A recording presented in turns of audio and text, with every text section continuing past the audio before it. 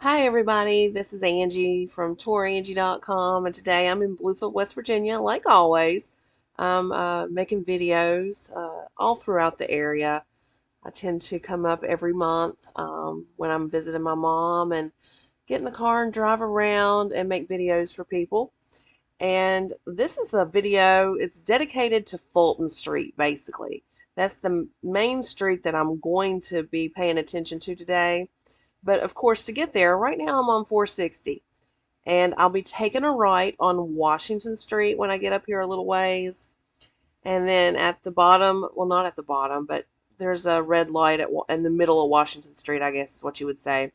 At the red light, I continue straight through Washington, then I take a left on Fairmont, and it comes up a little hill to Toledo Street. I'm on Toledo for like 3 seconds before I take a right on Fulton. Fulton, like I said, this video probably has needed to have been done a year ago. I've had so many requests for this street, so let me give a couple shout outs to a few of the names of people who wanted it since I found my little sheet here. Jeannie Swatwood and Dennis Sipple, they requested it a long time ago, but I've had several others request it.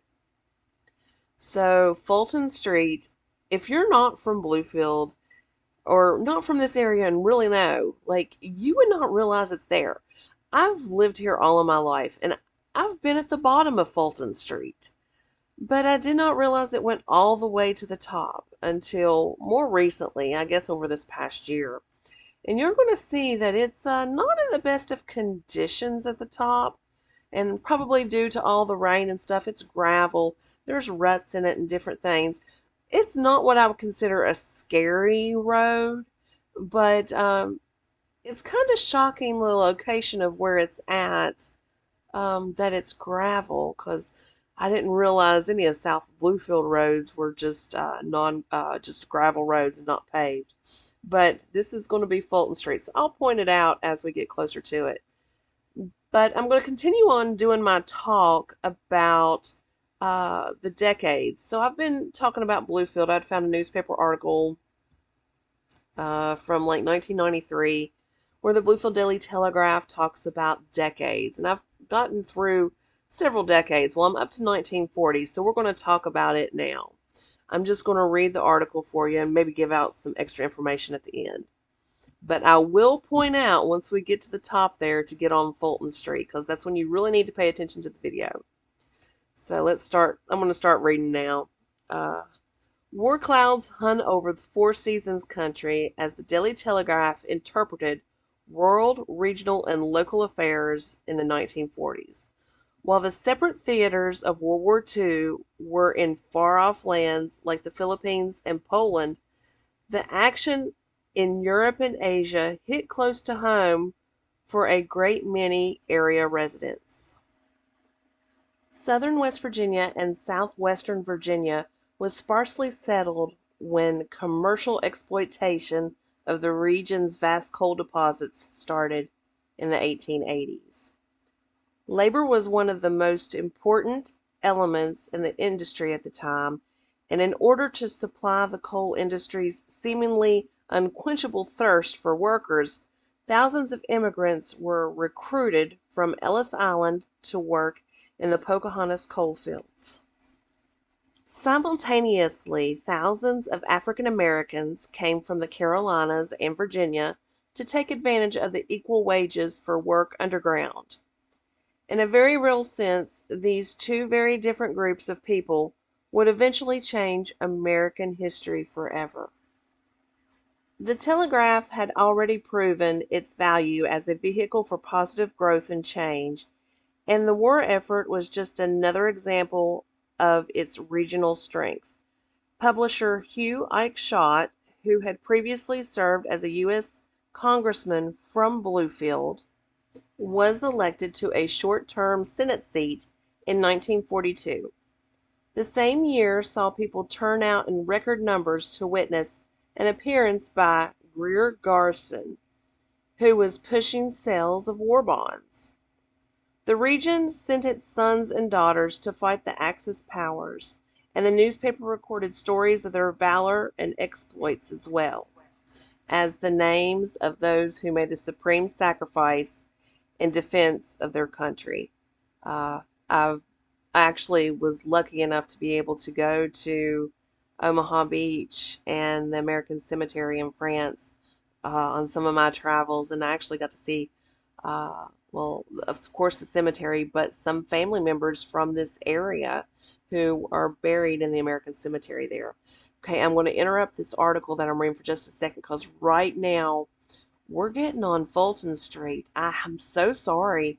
The sunshine is putting a glare on this video. I'm seeing it now as I'm driving. It's a little bit bad, and I apologize for that. Daggone it.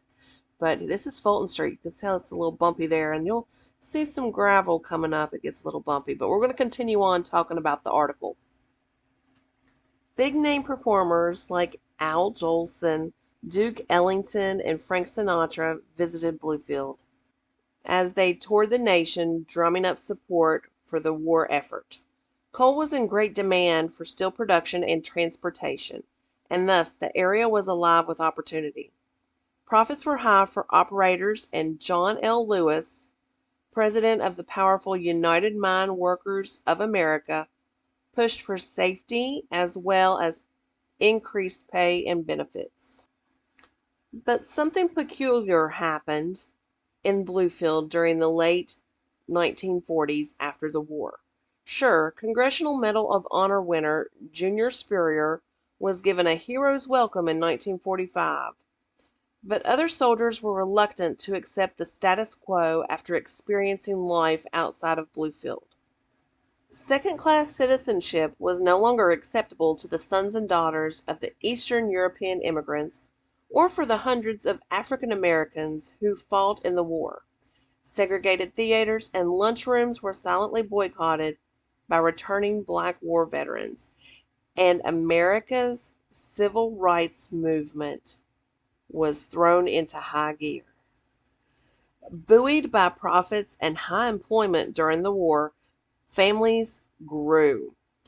The baby boom hit Four Seasons country, and it appeared as though the American dream would go on forever. In reality, the war was over, but the battles had just begun. And that's the end of this little article that I found for the 1940s in the Bluefield Daily Telegraph.